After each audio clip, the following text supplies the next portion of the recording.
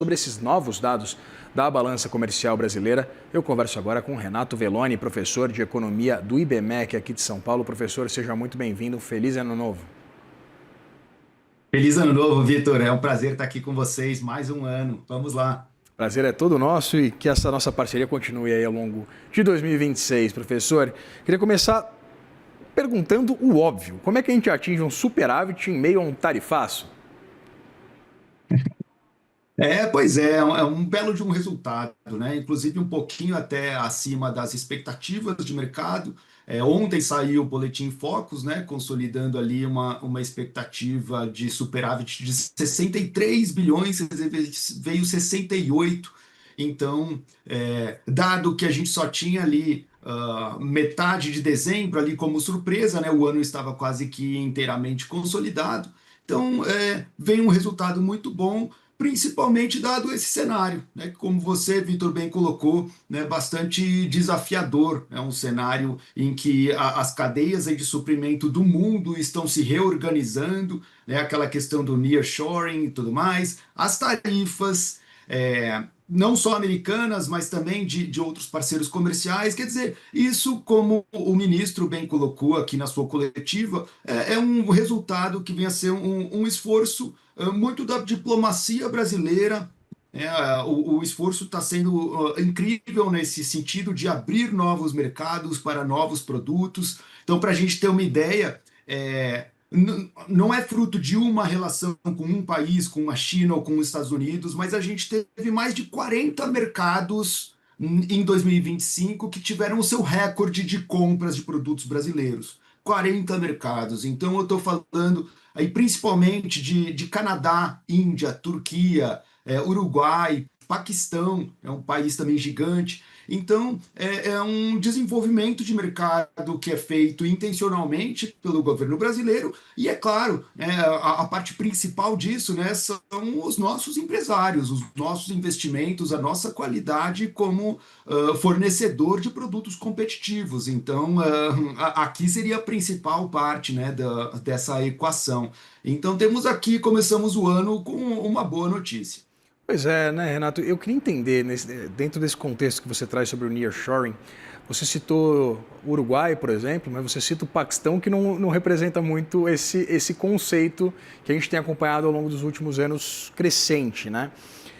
Pensando, por exemplo, nas relações também de Brasil com o México, eu queria entender qual que é o papel de fato das tarifas de Donald Trump para que o Brasil e, evidentemente, outros países do mundo buscassem outros parceiros comerciais relevantes, dado uma queda de 66% nas exportações brasileiras aos Estados Unidos ao longo do ano passado. Pois é, aqui a grande surpresa é que o Brasil acabou se saindo muito bem nesse cenário. Ele é um cenário que foi conturbado para a maioria dos países, agora, principalmente para aqueles países que trabalham com setores industriais, setores de maior valor agregado. Então, a questão aí de nearshoring é mais quando a gente está falando de produtos que têm, né, uma cadeia ali de produção envolvendo muitos países, cada um agregando um pouquinho mais tecnologia, um pouquinho mais de valor. Agora, os produtos, né, basicamente, que o Brasil exporta são os produtos mais in natura, né, produtos primários. Então, quer dizer, no mundo inteiro, seja um país próximo ou um país distante, vai precisar, né, essencialmente das nossas commodities, do nosso petróleo, da soja, minério de ferro, carne, café, celulose, enfim. Então, eu acho que os nossos produtos eles são tão demandados que a gente acabou conseguindo dizer, olha, Estados Unidos, se você não está comprando, tem quem compre. E a gente conseguiu nisso realocar a nossa produção, né, as nossas exportações, e inclusive esse cenário bagunçado todo acabou elevando preços, né, de produtos que a gente exporta, e isso acabou ajudando também, né, mais um efeito colateral ali positivo nesse caso para os nossos produtos. Professor Renato, queria entender, dado esse cenário completamente adverso que a gente acompanhou ao longo de 2025, com as tarifas de Donald Trump, a gente pode considerar esse resultado pontual ou ele pode se tornar algo frequente? A gente pode ver ele se repetir, por exemplo, ao longo de 2026, exatamente pelo firmamento dessas novas parcerias comerciais? É a aposta sim, tá? A expectativa é que as exportações subam ainda mais. A gente está falando aqui de um patamar recorde de 2024, que foi superado ainda em mais 3% em 2025, e as nossas estimativas por aqui tá de crescimento de mais entre 5% e 10%, tá? Para o ano que vem. Para o ano que vem, já para esse ano, né, de 2026. Isso exatamente pela consolidação do efeito desses novos mercados abertos. Então, muitos desses mercados eles foram abertos aí ao longo do ano, alguns inclusive no último trimestre. Então, a gente em 2026 vai ter o efeito do ano cheio desses novos mercados, né? Desde janeiro até dezembro. Então, só aqui a gente já tem um efeito base importante. Um outro ponto seria tá aqui, lógico, é uma questão de cenário, né? A gente não tem nunca como garantir, mas a gente imagina uma relação bilateral com os Estados Unidos, que é um parceiro, claro, importante, menos tensa nesse ano. Né? Então, principalmente ali o segundo trimestre, o terceiro trimestre de 2023, né, que foi bastante confuso, aquele mês de agosto, setembro, outubro.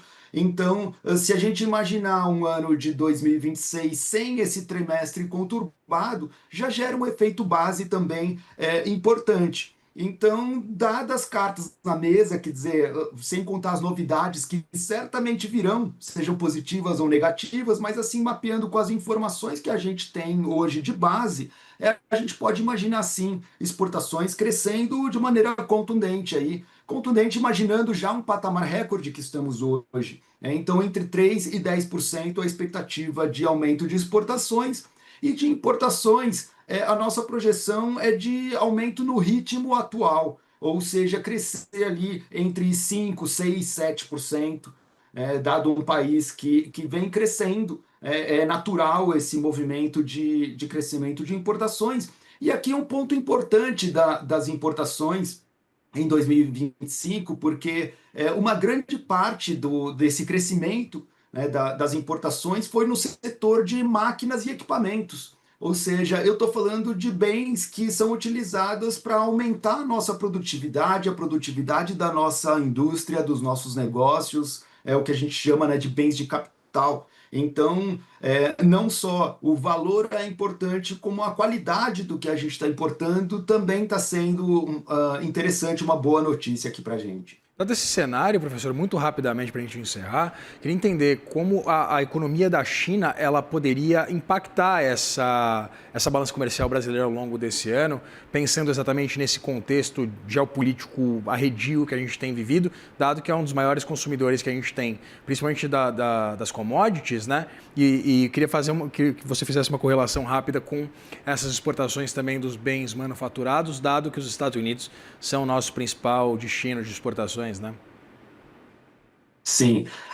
Bom, aqui, Vitor, sem dúvida, os dois maiores riscos que a gente tem são os nossos dois maiores parceiros comerciais, né? Estados Unidos e China. Então, Estados Unidos, a gente imagina que o pico de tensão já ocorreu e a partir de agora tende a se pacificar, a se organizar mais. Agora, esse outro, o nosso segundo maior ponto de atenção é com a China, que, aliás, já iniciou aí nosso ano com uma notícia não tão boa, né? Com limitações, com imposição de cotas para exportação de carnes, né? Sendo que é um destino muito importante para a gente. Então, é claro que a julgar das decisões comerciais, das decisões bilaterais que a China pode impor, isso vai ser um risco, sim, né, para o nosso resultado aqui em 2026. Agora, pelo menos eu não encontrei nenhuma consultoria, nenhum banco, enfim, alguma instituição que esteja planejando tensões bilaterais nesse ano com a China mais relevantes do que o que a gente teve com os Estados Unidos no ano passado. Então, é claro que surpresas sempre podem acontecer, mas não é isso que está no nosso cenário base, tá? Então, nós temos aqui a situação da carne, agora, lembrando, né, a cota que foi colocada já é uma cota de exportação brasileira com o padrão mínimo de imposto, é uma cota parruda, bastante significante. O que seria o adicional de imposto seria só em uma cota bem menor e que o Brasil ainda está negociando, né? A gente não pode tomar isso como um dado já final, uma notícia que já esteja ali com uma história que já esteja com um ponto final. Então vamos ver, tem muita diplomacia nisso. O ambiente vai ser conturbado, mas o nosso corpo diplomático tem se mostrado aí bastante habilidoso para lidar com esse cenário. A ver que essas perspectivas otimistas elas se confirmem ao longo do ano e a gente vai conversar muito sobre isso. Professor, conversei com o Renato Velloni, professor de economia do IBMEC aqui de São Paulo. Muito obrigado pela disponibilidade de conversar com a gente. Legal, Vitor. É sempre um prazer estar com vocês. Um grande abraço. Prazer é nosso. Forte abraço.